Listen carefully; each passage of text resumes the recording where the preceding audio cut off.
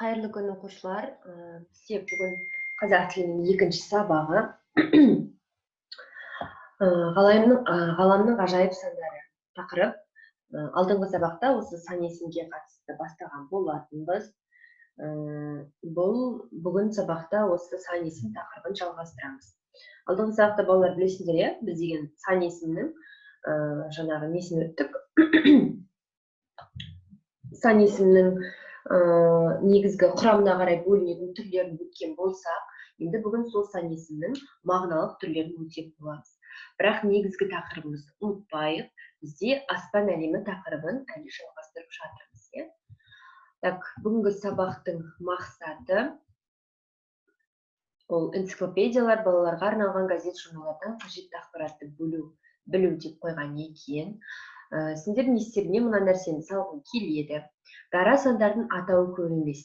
0, 1, 2, 3, 4, 5, 6, 7, 8, 9, 10, 20, 30, 40, 50, 60, 70, 80, 90, 100, 1000, миллион, миллиард, триллион осылай кете береді. Яғни, алдыңғы сабақта біз айттық қой балалар, құрамына қарай сан есімдер бөлінген кезде дара күрделі деп бөлінеді.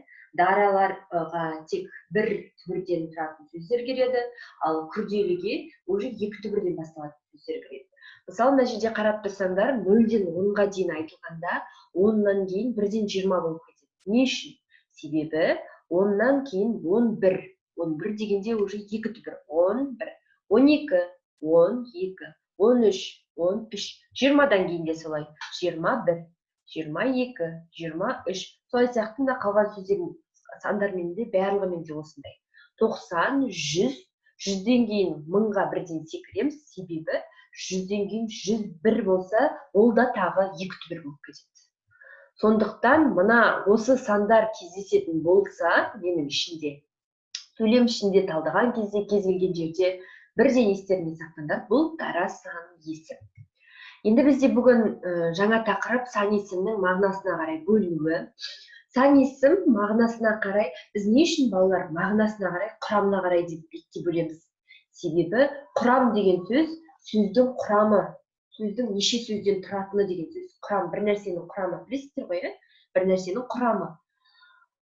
Құрамына қарай бөлетін себебіміз, біз дара сан есімде бір түбір, күрделі сан есімде екі түбір болады. Сол үшін ол құрамына қарай бөлінеді. Ал мағынасына қарай бөліну себебі ондағы сөздің мағынасы. Жай ғана мағынасына қарай. Кез келген сөз тағы да осылай. Сан есім мағынасына қарай 6-ға бөлінеді. Яғни қандай мағына беретініне. Есептік сан есім, реттік сан есім, жинақтық сан есім, топтау сан есім, болжалдық сан есім, бөлшектік сан есім.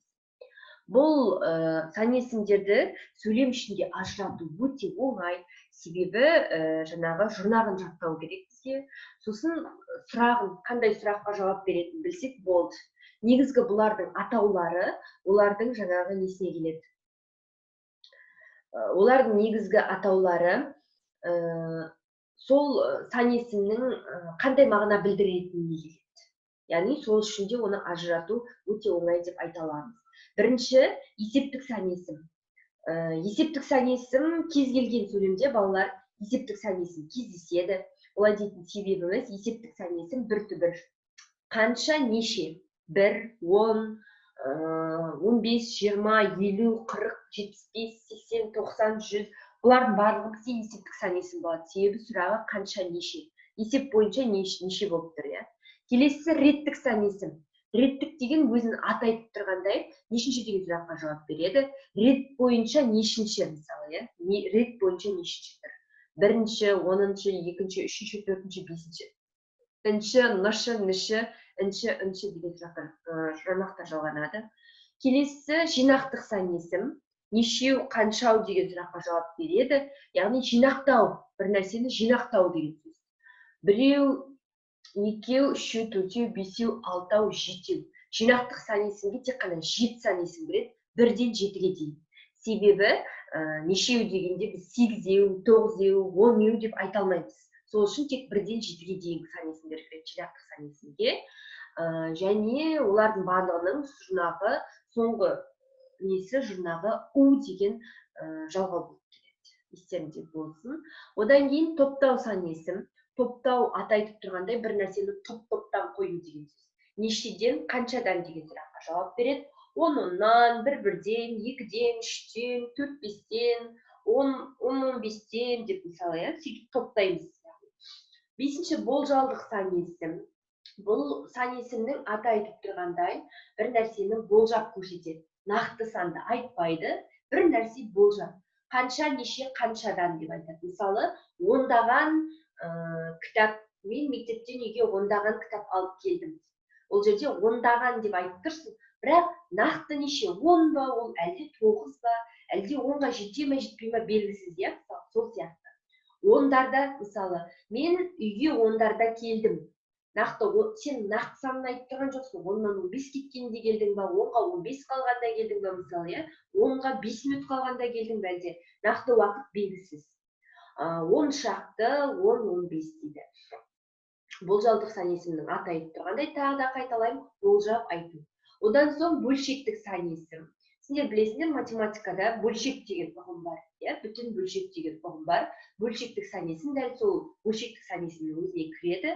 Қанша, қаншасы? 10-нан 1, 10,1. Яғни бөлшекпен жазылатын сан есімдердің барлығы осы бөлшектік сан есімге кіреді екен. Сан есімнің мағынасына қарай қандай түрлерін жататынын дәптерге осы сызба бойынша жазып аламыз.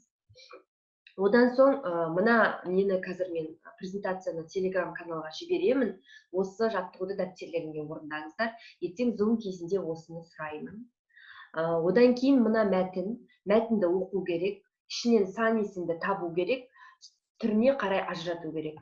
Мәтінді жазыңдарда сан есімдерді, қай сан есім бар екен, сөйлем ішінде қандай сан есім кездесетінін дәптерлеріңе былай жазып алыңдар. Сосын түріне қарай ерте сабақта ажыратамыз. Түріне қарай жаңағы дара ма, күрделі ма, негізгі ма, туынды ма, күрделі болса ішінде қайсы қосарлы ма, тіркесті ма, жаңағы мағыналық несінен мағыналық түрінен қайсына жататынын, соның бәрін ажыратып, және сөйлем ішінде қай сөйлем мүшесінің қызметін атқарып тұр. Бастауыш, баяндауыш, анықтауыш, тоқтауыш, пысықтауыш. Осы тапсырманы орындаймыз. Болды. Бүгінге осы.